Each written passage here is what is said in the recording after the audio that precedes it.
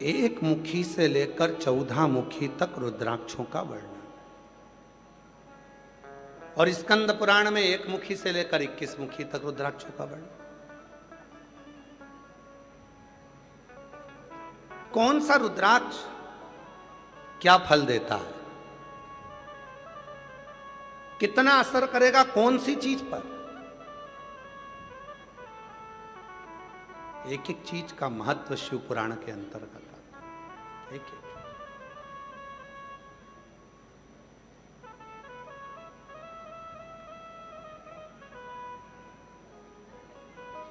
अभी इस कथा के बाद में ये कथा जो चल रही है, ये 24 तारीख को विराम होगी। 7 दिन की कथा 18 तारीख से प्रारंभ हुई है, 24 जून को विराम होगी।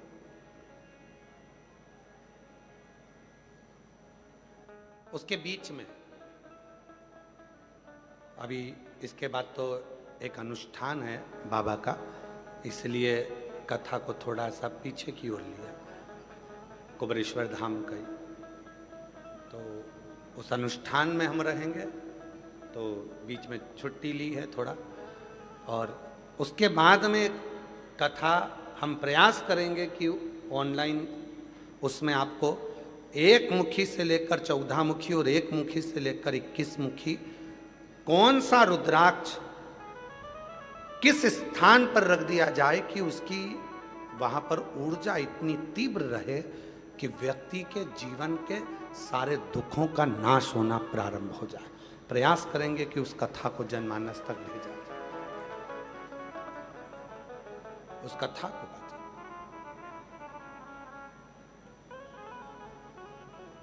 और 24 जुलाई से 29 जुलाई तक गुरु पूर्णिमा महोत्सव सीहोर कुबेरेश्वर धाम पर तो है। 5 दिवसीय शिव पुराण की कथा 24 से 28 जुलाई तक चलेगी। उसके बाद में 29 जुलाई को गुरु दीक्षा शिव दीक्षा महोत्सव रहेगा।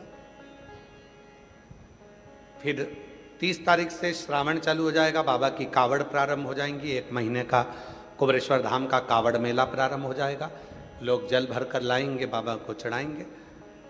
और जो कुबेरेश्वर धाम की मूल कावड़ प्रदोष की जो जाती है, जिस कावड़ को हम स्वयं साथ में लेकर चलते हैं, सुबह 9 बजे 25 अगस्त को वो कावड़ भौम प्रदोष, मंगल प्रदोष के दिन, भौम प्रदोष के दिन सुबह 9 बजे माँ सीवन तट से प्रारंभ होकर कुबेरेश्वर धाम तक 11 किलोमीटर बाबा के नाम का घोष करते करते चलेगी।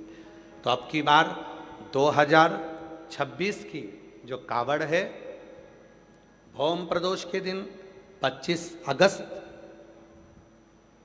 के दिन, प्रदोष के दिन सुबह 9 बजे सीवन माँ के तट से चालू होकर सीधे कुबेरेश्वर धाम 11 किलोमीटर पैदल पैदल चले। तो जो कावड़ में आने वाले हैं वो लोग भी आएंगे, और साथ में जो 1 महीने की कावड़ भरने वाले हैं, जब आपका मन करे तब अपने धाम जाकर बाबा को जल चढ़ा सकते हैं। शिव तत्व, शिव की प्राप्ति का केंद्र बिंदु है आपका एक विश्वास, एक भरोसा।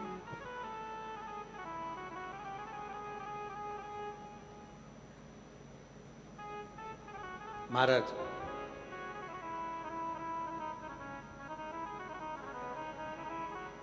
दुनिया के और सती कौन?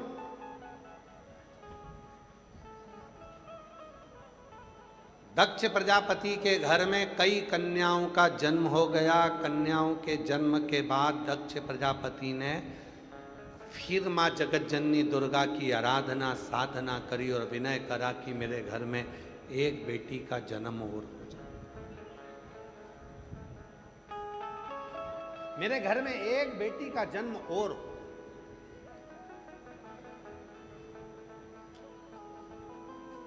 तब माँ जगतजननी दुर्गा माता ने, जगतजननी माँ वैष्णव रानी ने, माँ जगतजननी दुर्गा भवानी ने, ज्वाला देवी ने,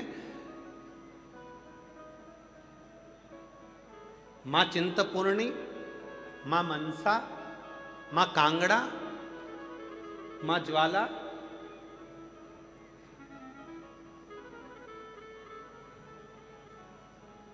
देवी ने आकर दर्शन दिया दक्ष प्रजापति को और दक्ष प्रजापति से कहा कि तुम बेटी मांग रहे हो? बेटी? हाँ, एक बेटी मेरे घर में और हो जाए। तुम्हारे घर में इतनी सारी बेटियों का जन्म हुआ और उसके बाद फिर बेटी मांग रहे हो? हाँ, मुझे एक बेटी और चाहिए। तब मां दुर्गा भवानी ने, जगत जननी जगदम्बा अम्बा पार्वती जी, स्वयं मां दुर्गा माता ने, वैष्णो देवी ने, मां अम्बा जगदम्बा शेरावाली ने कहा कि दक्ष प्रजापति, अब तुम बेटी मांग रहे हो तो बेटी ढूंढने कहाँ जाऊंगी? मैं खुद तेरे घर में बेटी बनकर जन्म लूंगी। पर सुन दक्ष प्रजापति, मैं बेटी बनकर आ तो जाऊंगी, पर तू मुझे पहचान नहीं पाए, तू मुझे जान नहीं सकता।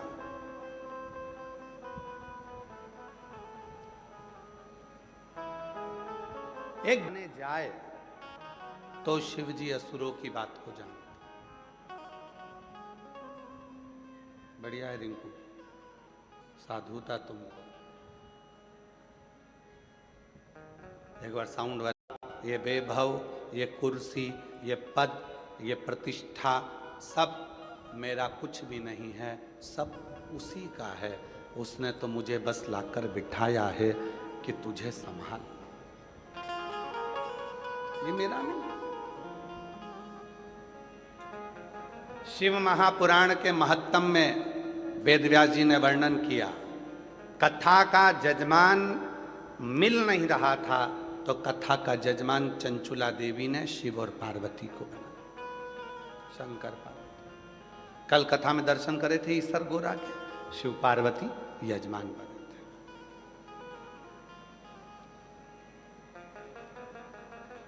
कथा बांचने वाला कोई नहीं मिल रहा था। चंचुला देवी देवऋषि नारद जी के पास जाकर बोलती हैं कि आप कथा कर दो। देवऋषि नारद जी ने कहा, मैं कथा नहीं कर सकता क्योंकि मुझे श्राप लगा है, मैं एक जगह पर बैठ नहीं सकता, इसलिए मैं कथा नहीं बांच सकता। हाँ, कथा सुनने के लिए आऊँगा। तो कहा, कथा भी नहीं सुन पाओगे, बार बार जाना आना लगा रहेगा क्योंकि तुमको श्राप लगा है कि तुम एक जगह बैठ नहीं सकते।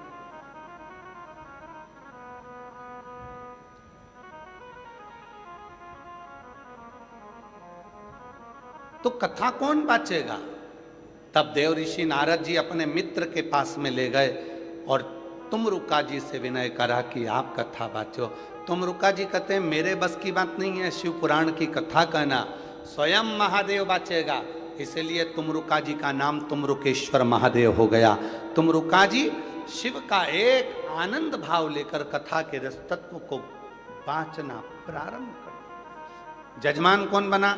शिव पार्वती। कथा कौन बांच रहा है? शंकर जी। कथा कौन सुन रहा है? शिव जी। अब कथा करवा कौन रहा है?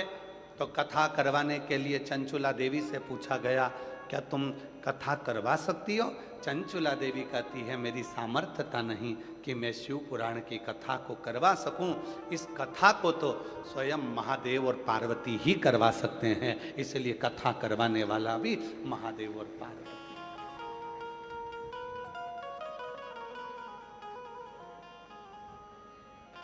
हम जब परसों आए शाम को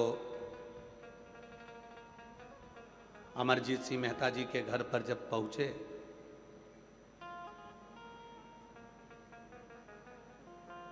बड़ा भाव है इनका, बड़ा स्नेह, बहुत भाव।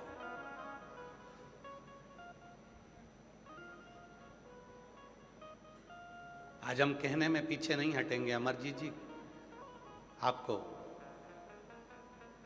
बहुत साधुता के साथ कहेंगे, जहाँ पर भी कथा करने के लिए जाते हैं वहाँ भोजन बनाने वाले को लगाया जाता है, ब्राह्मणी को। पर अमरजीत जी, हम धन्यवाद देते हैं आपकी धर्म पत्नी को, जीजी बाई को, कि 3 बार कथा करने के लिए यहाँ आए और तीनों बार भले ढेरों सारों काम करने वाले लगे हों, नौकर चाकर ढेर सारे काम करने वाले सेवादार लगे हों, पर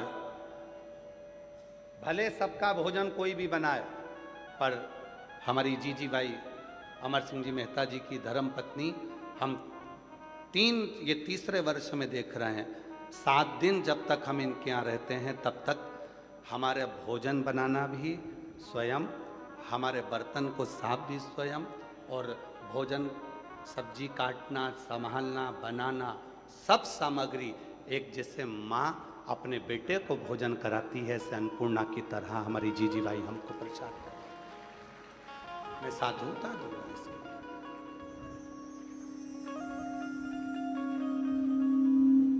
एक स्नेह, एक प्रेम। सवेरे विकास पंडित जी ने इनसे पूछ लिया, आप किसके लिए भोजन बना रही हो? गुरुजी के लिए? माताजी? तो माताजी कहती है नहीं नहीं नहीं, जो गुरुजी के ऊपर ठाकुर जी बैठे हैं, शंकर जी बैठे हैं, शालिग्राम जी बैठे हैं, हम तो उन भगवान के लिए भोजन तैयार करते हैं, और वो भोजन जब भगवान पा लेते हैं तो उस भोजन में ऐसा स्वाद आ जाता है, स्वयं प्रसाद बन जाता है। ये उनके हृदय का भाव। आज हमें विकास जी बता रहे थे तो हमने कहा कि ये भीतर जो शिव बैठा, भीतर जो शंकर बैठा, ये उसकी प्रसन्नता, ये उसकी आनंद।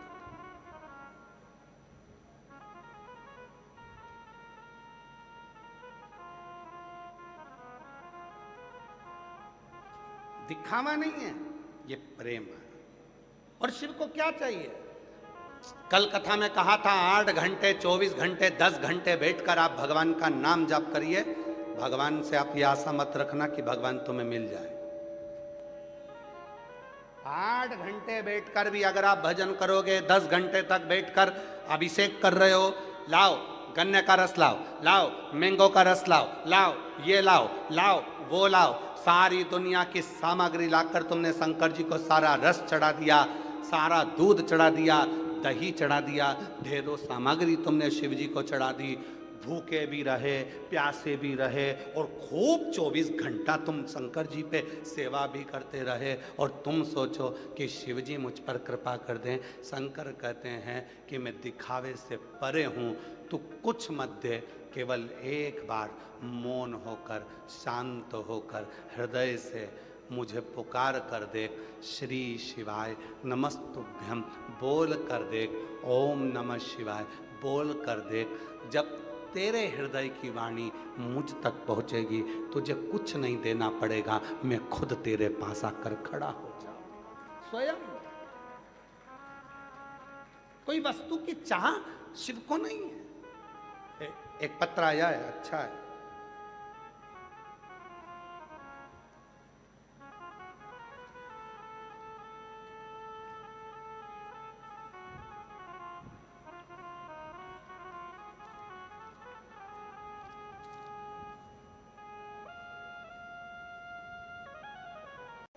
भस्म लगा लें, उससे शिव के भक्त नहीं होते। शिव के भक्त बनने के लिए सबसे ज्यादा जरूरी है हमारा मौन होना, हमारा चुप रहना, हमारी शांति।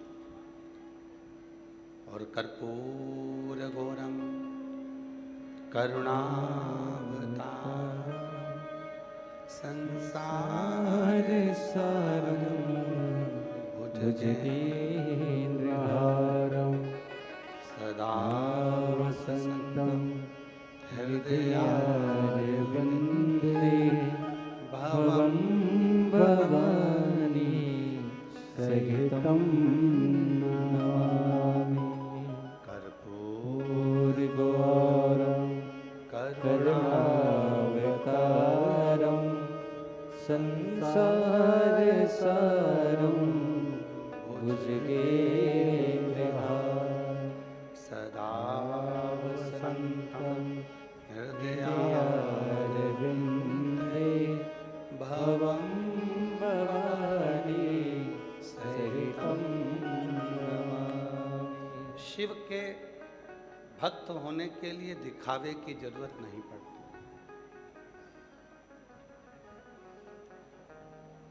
शिव उपासक होने के लिए दिखावे की जरूरत नहीं पड़ती। शिव उपासना के लिए दिखावे की जरूरत नहीं पड़ती। केवल भीतर शांति हो, मुख में शिव का नाम हो, अपने भीतर उस परमात्मा के नाम जाप का स्मरण हो, और कुछ है।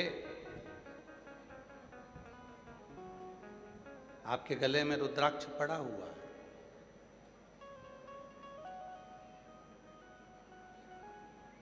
मुझे विश्वास है कि जितने भी मेरी भटिंडा की जीजियां बैठी हुई हैं, जितने मेरे जीजा बैठे हुए हैं, जितने मेरे भटिंडा की जीजा बैठे हुए हैं, जितनी बेटियां बैठी हैं, जितने बेटा बैठे हैं, जितने मेरे बुजुर्ग माँ बाप बैठे हैं, मुझे उम्मीद है कि आप अपने गले का रुद्राक्ष निकाल कर किसी को दिखाते थोड़ी ना होगे कि मैं रुद्राक्ष पहनी। दिखाते हो क्या? आप दिखाते हो किसी को? बीच के पंडाल वालों, किसी को दिखाते हो?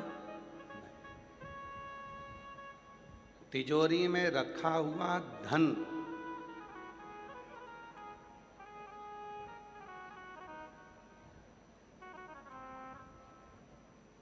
हम किसी को दिखाते नहीं हैं।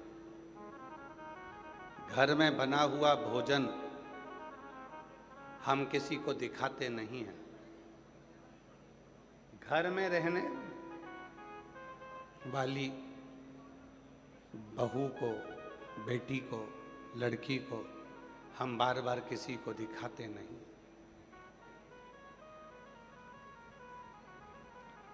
उसी तरह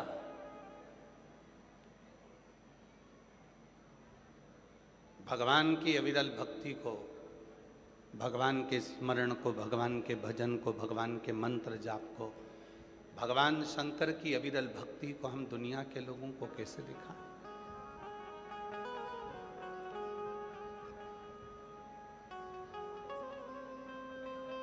ये दिखाने का विषय नहीं है। पीछे क्या कर रहा है? ये दिखाने का विषय नहीं है। ये भजन का विषय, स्मरण का विषय, मंत्र जाप का विषय है, नाम जाप का विषय। जिस दिन तुम अपनी भक्ति को दिखाना प्रारंभ कर दोगे, उस दिन शंकर तुमसे बहुत दूर हो जाएगा, शिव आपसे बहुत दूर हो जाएगा। शिव महापुराण की कथा में आप कई सालों से कथा को श्रवण कर रहे हैं। हमें भी शिव की कृपा से कथा करते करते 30 साल के ऊपर हो गया। पर पूरी शिव महापुराण की कथा में पीछे का कोई साउंड का तार टूटा हुआ है, जुड़ रहा है, 2 मिनट में जुड़ जाएगा, चालू हो जाएगा। पूरे 30 वर्ष की कथा में कहीं पर भी आपको शिव महापुराण के भीतर कोई भक्ति का दिखावा सामने नहीं आएगा। अगर आएगा तो केवल मेरा भोलेनाथ ही सामने आएगा और उसका भजन ही सामने आएगा।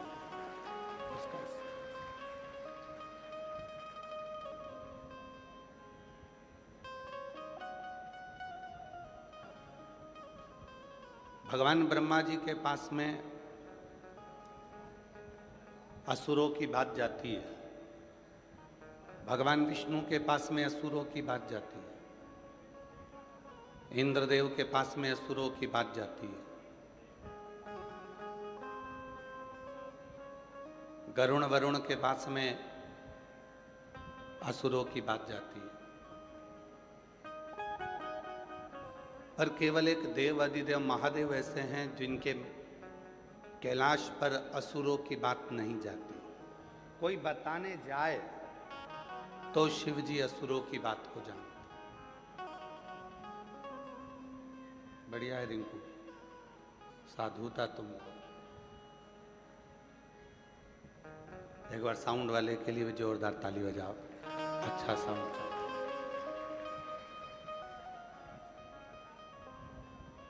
असुरों के।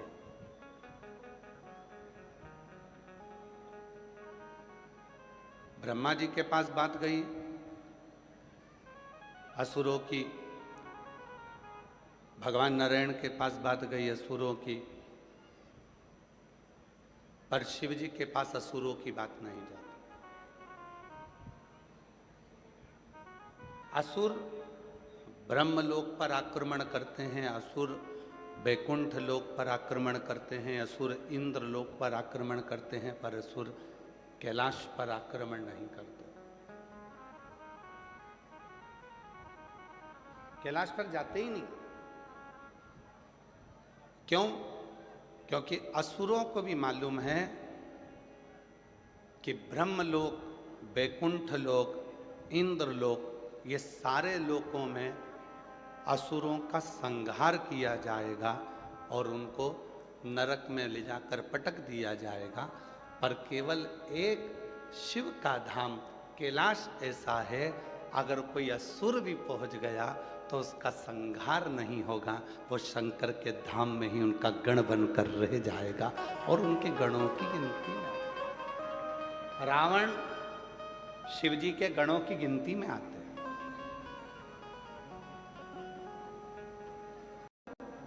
वो भी शिव के गणों की गिनती में आ जाता है। भस्मासुर, वो भी शिव जी के गणों की गिनती में आ जाता है।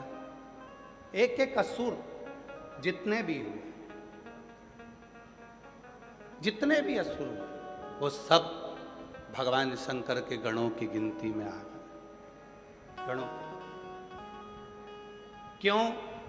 क्योंकि मेरा भोले बाबा एक ऐसा भोलेनाथ, मेरे शिव ऐसे हैं, पापी से पापी जीव को भी वो तार देते हैं और अपना बनाकर अपनी शरणागति में रख लेते हैं। वो शिव है, वो शिव।